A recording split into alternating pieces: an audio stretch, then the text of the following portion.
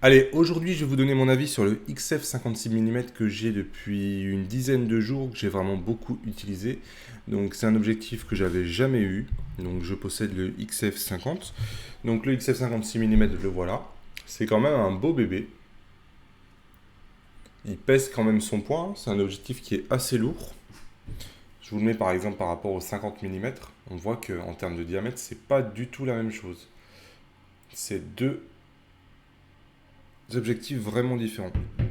Donc le XF 56 mm, vous allez le trouver au prix de 1000 euros. C'est un objectif qui a quelques années déjà. C'est le seul objectif de la gamme qui ouvre à 1.2. Donc c'est un objectif extrêmement lumineux. On dit, la focale préférée des portraitistes. Mais c'est vrai que comme maintenant Fuji vient de sortir le XF 50 mm qui est moitié moins cher, il y a tout de suite une comparaison qui se fait entre le 56 mm et le 50 mm. Donc dans cette vidéo-là, je ne vais pas vous parler du 50 mm, je vais vous parler uniquement du 56 mm. Donc le 56 mm, je ne vais pas vous en parler pendant des heures, il n'y a pas grand-chose à dire. Moi, un objectif, quand je reçois l'objectif, qu'est-ce qui va m'intéresser? C'est le bokeh qui va m'intéresser, c'est le piqué, c'est savoir s'il est sujet à des défauts optiques ou pas. Et ensuite, l'autofocus. Moi, j'apporte vraiment beaucoup d'importance à l'autofocus. On me l'a reproché effectivement sur certaines vidéos. C'est vrai que ça dépend de votre pratique, c'est plus ou moins important l'autofocus. Moi, dans ma pratique où je fais beaucoup de photos d'enfants, etc., ça bouge très vite, il y a vraiment du mouvement, il y a de l'action. Si l'autofocus ne suit pas, moi, c'est vrai que tout de suite, mon objectif devient beaucoup moins intéressant.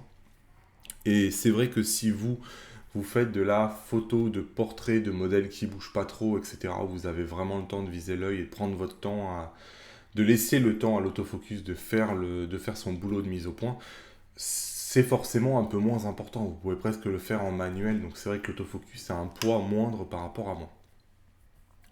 Donc je peux le comprendre. Pour autant, moi je vous donne mon avis, c'est mon avis à moi. C'est à vous ensuite, à partir de mon avis, de vous faire le vôtre. Donc, ce 56 mm, on va en parler tout de suite. L'autofocus, je l'ai trouvé vraiment pas terrible. La première chose qui m'a surpris, c'est la distance de mise au point. En fait, c'est un objectif, je ne le savais pas du tout, dont la distance de mise au point est dans les 72 cm, si je dis pas de conneries. Donc 72 cm, c'est globalement assez important comme distance.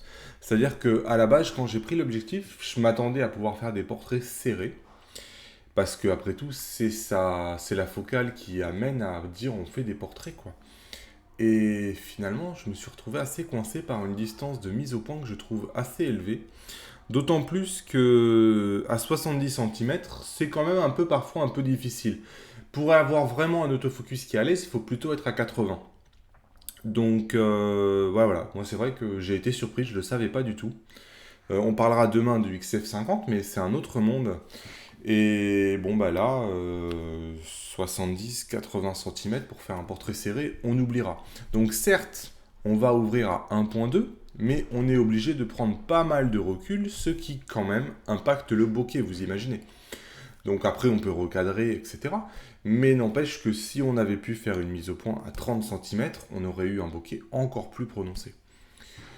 Au niveau du piqué, bon, écoutez, le piqué, je vais pas vous mentir, je l'ai pas trouvé exceptionnel. Il s'anime à peu près à partir de 2.8.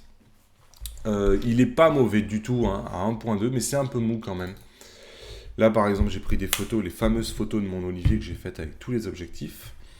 On voit que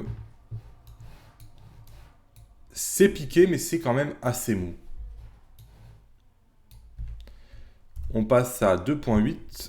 Je reviens, regardez. Hop, 1.2, 2.8. Hop, je ne sais pas si vous le voyez, on a beaucoup plus de détails.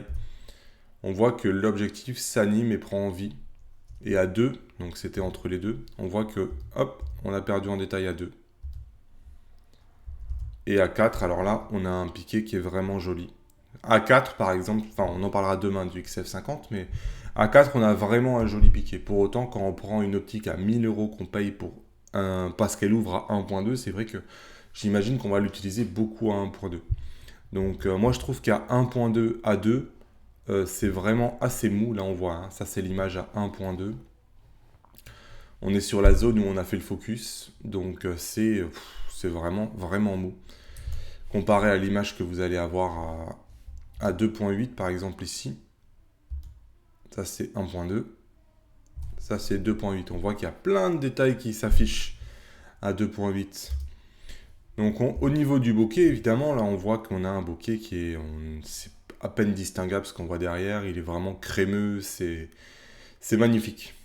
Donc ça c'est sûr que sur le bokeh, on s'y retrouve quand même. Ça c'est le bokeh à 2.8, le bokeh à 2 et le bokeh à 4 où à 4 on commence à distinguer des formes. Donc ça c'est le bokeh à 1.2, le bokeh à 2, le bokeh à 2.8 et le bokeh à 4. Donc voilà pour le piqué, voilà pour le bokeh. Qu'est-ce que je peux vous dire d'autre? J'ai fait quelques photos de portraits, mais bon. Il y avait trop de soleil, je pense. Donc du coup, mon bokeh est vraiment trop lumineux, on voit pas grand-chose. Mais bon, ce qu'on distingue, c'est qu'on distingue rien. Donc c'est pas cramé pour autant, hein, pas du tout. Mais c'est très très flou, effectivement. On voit qu'à 1.2, le bokeh est vraiment violent. Ça, c'est à 2. Là, on peut se mettre sur l'œil ici. On voit que c'est mou, hein. À 1.2, c'est vraiment vraiment mou. Déjà à 2, c'est bien mieux.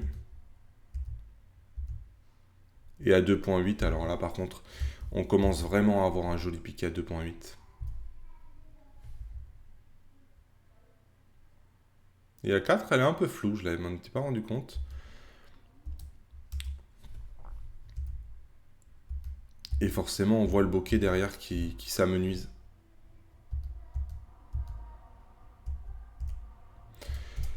Après, pour ceux qui recherchent l'effet full frame, où on arrive à avoir effectivement des profondeurs de champ tellement petites que, on le voit sur cette photo, hein, on fait le point sur un œil, on a l'oreille et l'autre œil qui est déjà très très très très flou. Bon, c'est sûr que c'est un objectif qui va vous permettre de retrouver cette sensation brutale de bokeh, qui est vraiment typique de ce qu'on trouve en plein format. Là, c'est sûr que cet objectif-là va vous la donner quand même, hein. Après, voilà, c'est à vous de voir, 1000 euros, est-ce que vous y trouvez votre compte ou pas, ça c'est vous qui voyez. Voilà ce que je peux vous dire sur le test du 56 mm. Donc demain, vous allez retrouver une vidéo où je vais vous comparer, moi, le 50 mm que j'ai. Donc le 50 mm, il ouvre à 2. Et le 56 mm qu'on vient de voir aujourd'hui, qui ouvre à 1.2. Sachant que le 50 mm, on va le trouver dans les 450 euros.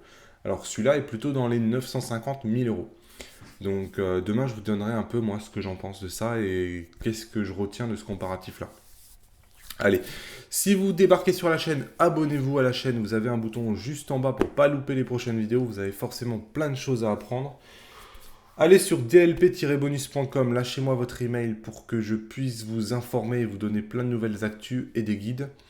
Et moi sinon, je vous souhaite de bonnes vacances, bonnes photos et à bientôt. Salut! Vous êtes maintenant libre de vous abonner en cliquant sur mon visage. Je vous mets 2 vidéos qui pourraient vous intéresser ainsi que le site internet sur lequel vous pouvez cliquer pour rejoindre le club privé.